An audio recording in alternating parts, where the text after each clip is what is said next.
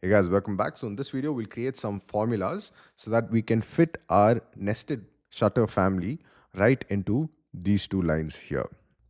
So let's go to our family types for our main family here. And let's create some parameters. So I'm going to create a new parameter. So you can also create a parameter from here. And I'm going to call this the shutter width. This can be a type parameter.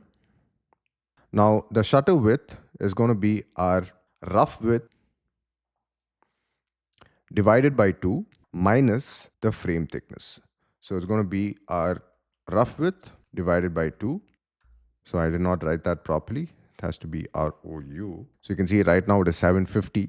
And this 750 would be minus the frame thickness as well. So we need to minus this with the frame width. So that would be about 700 mm. Let's quickly measure this here as well. So it's not exactly 700 mm, it has to be 675 mm. So in that case, we will need to do some math here. So our complete width divided by 2 minus the frame width. Yeah, so minus 50 mm here and minus half of this frame width here. So it would be minus frame width and then we can minus it again. But this time it would be minus frame width divided by 2. So now you can see it's exactly 675 mm. So in case you get confused, you can also do some mathematics to figure out the exact formula. So now what you can do is we can associate the family parameters.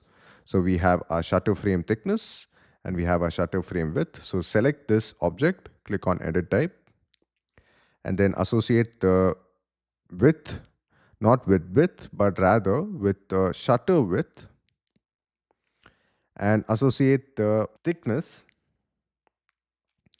to shutter frame thickness. So let me click on apply and click on OK now.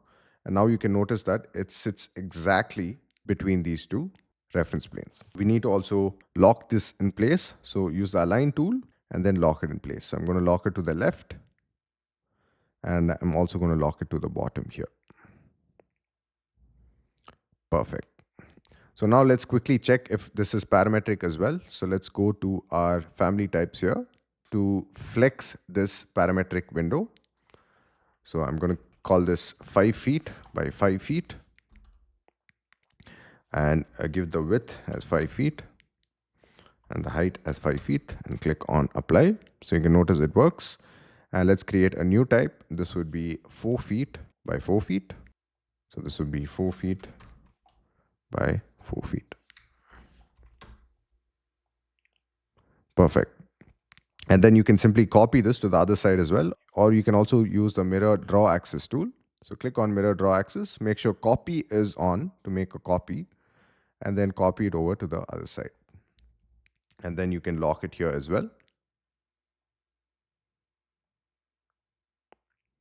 Perfect. So now if you go to 3D, you can notice that we placed our shutters. It is parametric, but we would also need to lock it in the front view. So let's go to our exterior view here and let's lock it here as well. That's important too.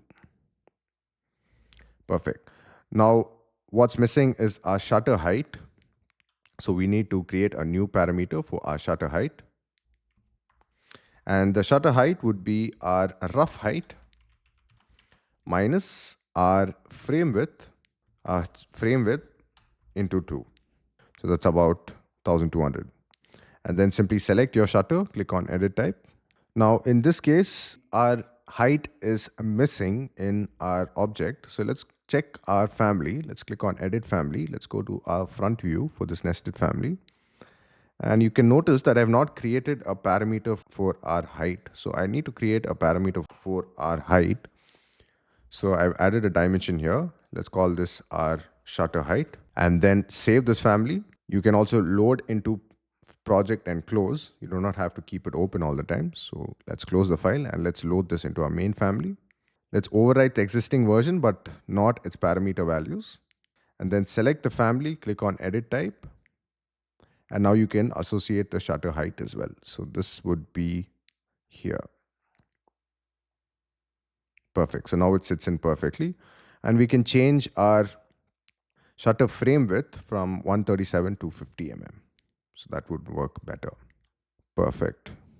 All right, so the shutter height seems to be not exactly correct. So this would be about 1088 mm. That would be our rough height minus 2 times our shutter frame. Let me check the formula once again.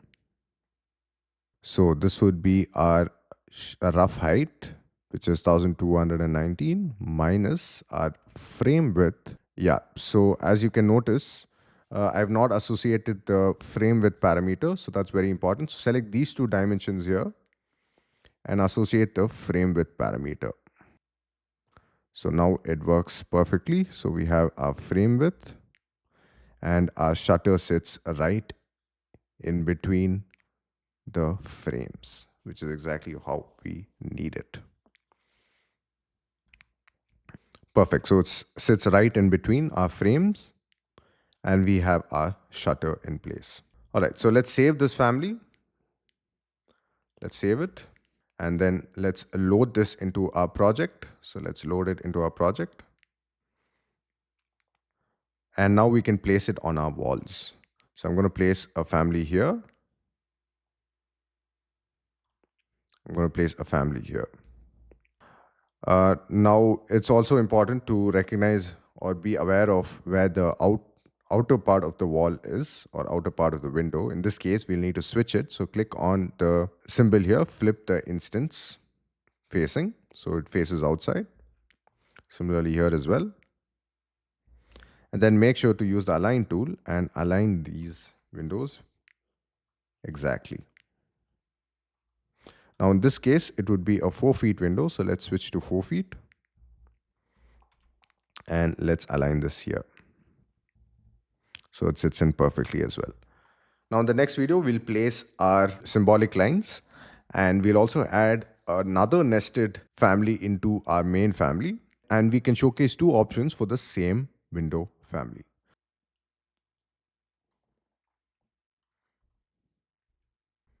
By the way, this is how the windows look in 3D. How cool is that?